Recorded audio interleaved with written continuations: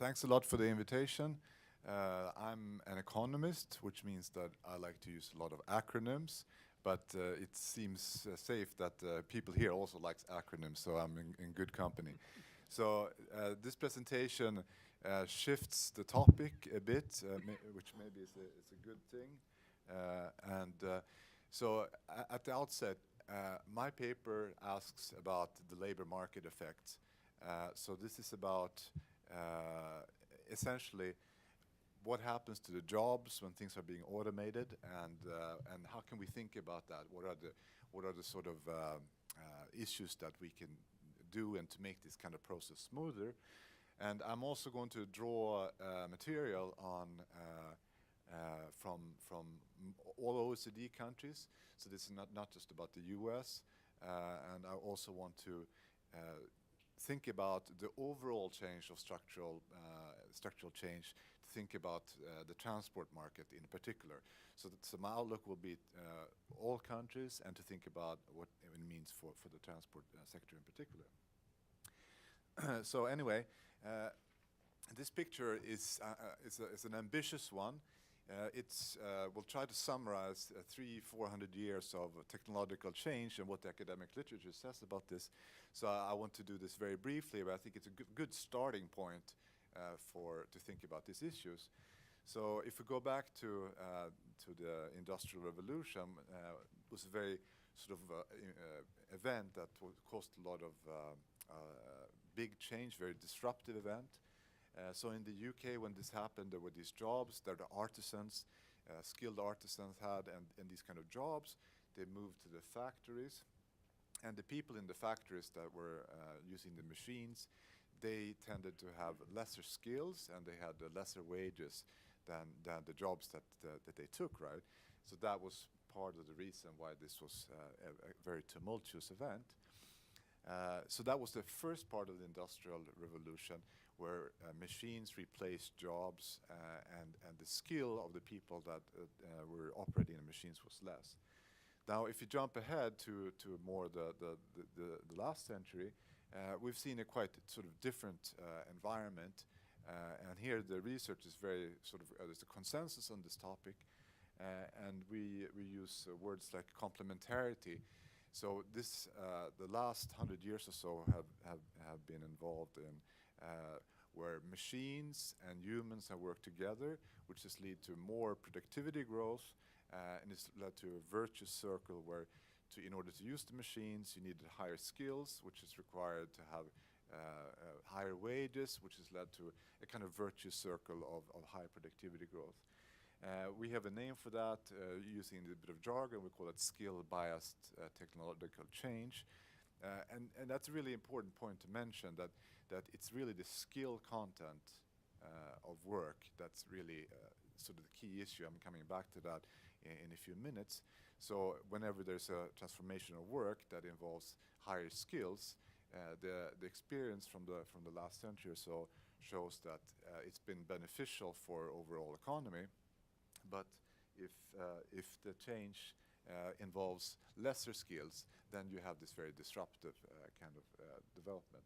I don't want to make any academic references in this presentation, but there's a nice paper that I referenced in the paper that was circulated that goes through this kind of experience. It's from David Autor at MIT. He's one of the foremost academics in this topic. And the sort of latter half, the last 30 years or so, if you jump ahead a little bit, has seen other phases of technological change, and that's job and wage polarization. Many of you may be familiar with these terms, but essentially job and wage polarization is the thinning of the middle class.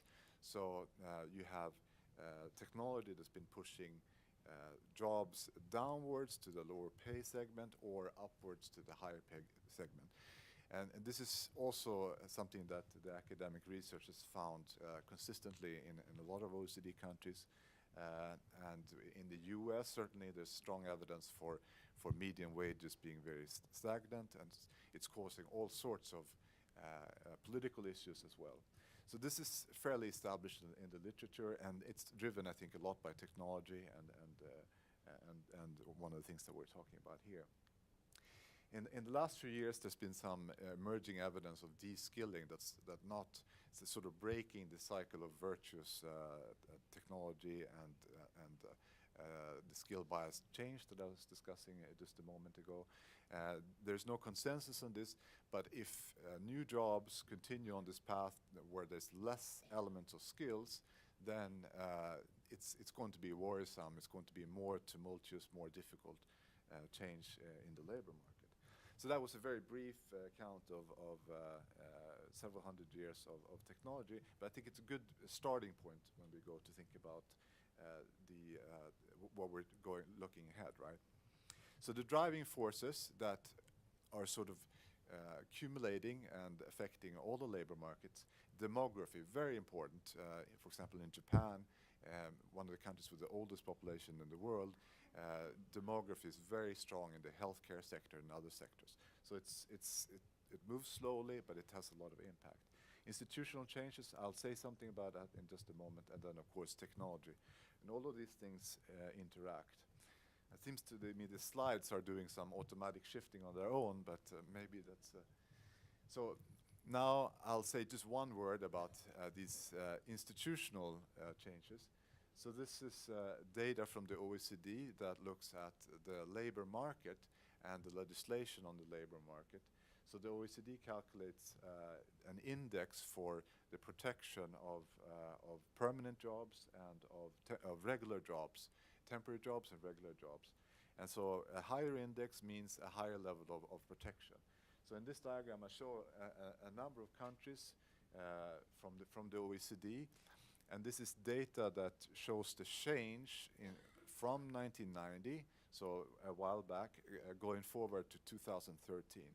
So the diagram illustrates that in a lot of countries, the legislation, the protection of jobs on temporary contracts has been reduced for quite a few countries, whereas for permanent contracts, it's not changed so much. So the effect of this in many countries has been to increase the duality of the labor market. So the insiders and the outsiders have been sort of changing. So the insiders have become more protected and the outsiders less protected. This has not occurred in some countries, like in the US. There's been almost no change at all in the legislation as measured by this index. But the blue ones indicate that it's the temporary jobs that have been where the changes have occurred the most. What does this mean if you look at data for the labor market as a whole? So this is data going back to the 1980s for several countries in the OECD. France, Germany, Italy, Sweden, my own country, and the EU as a whole. So I was alluding to these long-term trends of demography and institutional changes, and here we see that temporary work has increased as a trend in many countries over a long period of time. Even in Sweden, it's also increased.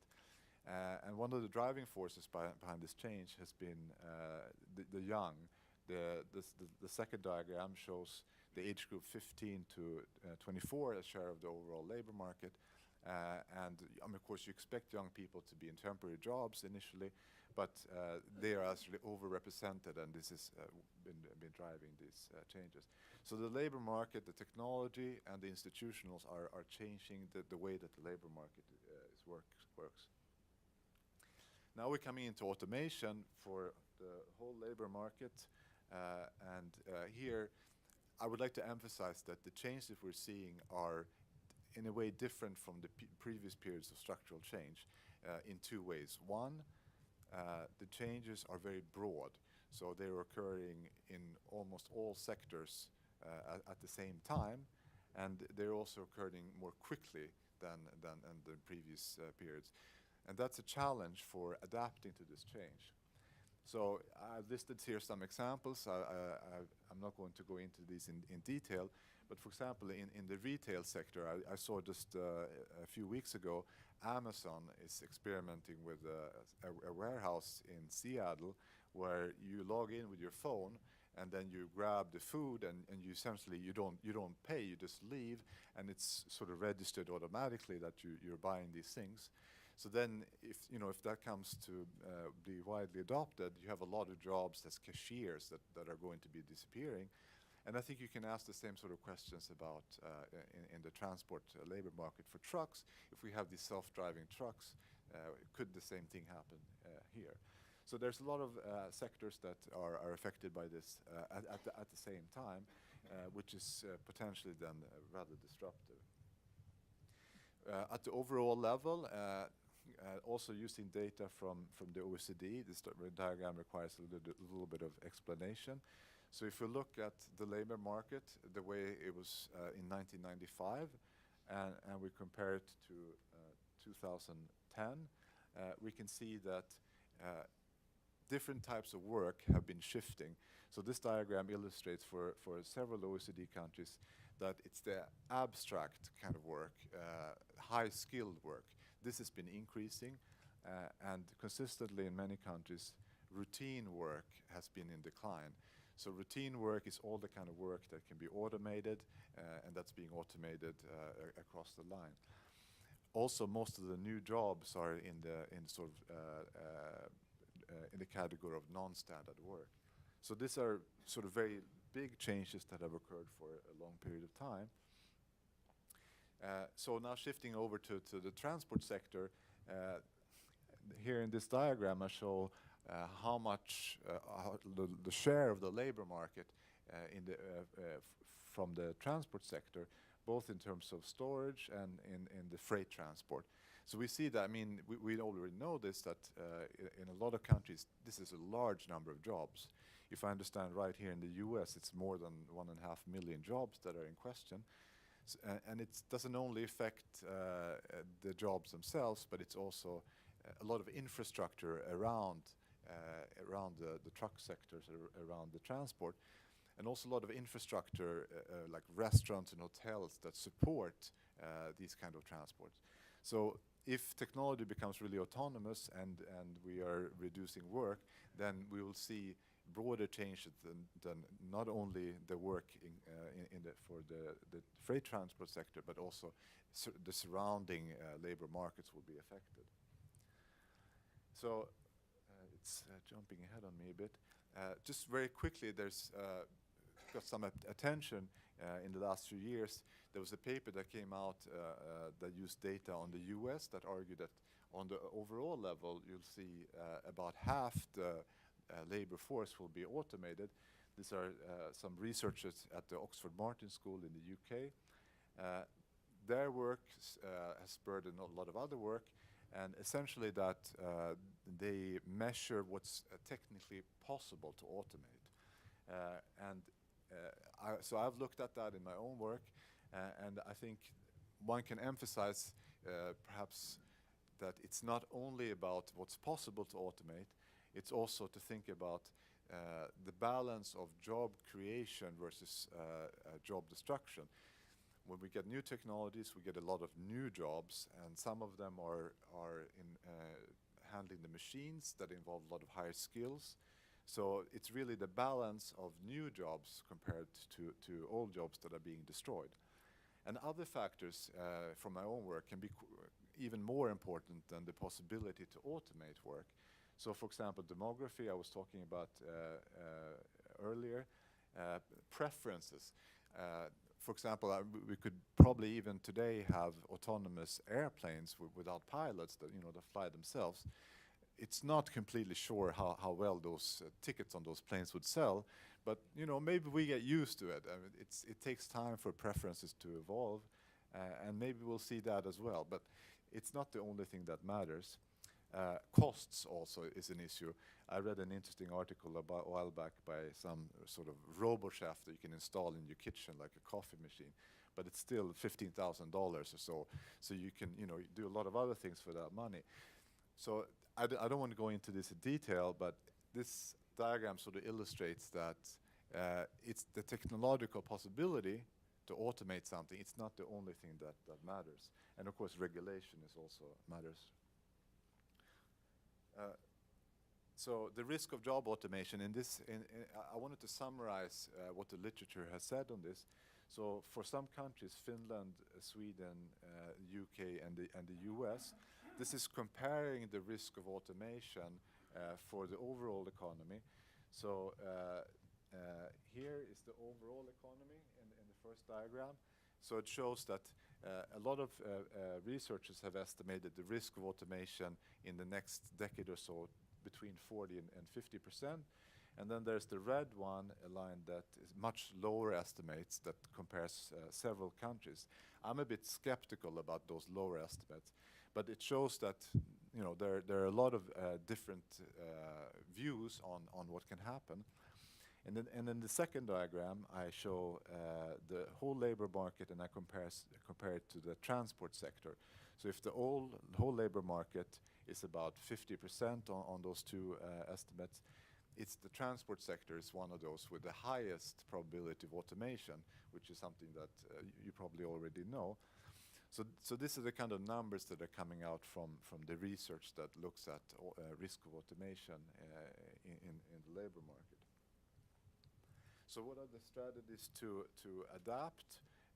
Coming back to this point that I was discussing when I talked about the previous experience of structural change, it's the skills is really the key question. So I've presented my work in many countries, and I've always emphasized the skill content of labor, of work. So there's nobody who raises their hand and says, I'm against this, right?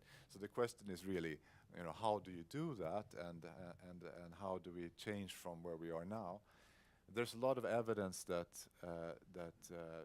polarization begins early in school, or even preschool. So that's an important part. But if we think about the existing workforce that has to be able to adapt to the change that are going on now, there's a lot of evidence that the skills, and especially the digital skills, are lacking. So there's a survey from the EU that says about half the people that were asked said that they were afraid to shift jobs because they thought that their digital skills were too low. And I wouldn't be surprised if you'd had similar numbers from here in the US. And there's a lot of evidence from the OECD and other places that the lack of skills, and especially digital skills, increases the risk of unemployment or having poorer wage developments over the lifetime. So these are really important things to. If the skills is not upgraded, then we will have more of the experience of the initial phase of the Industrial Revolution.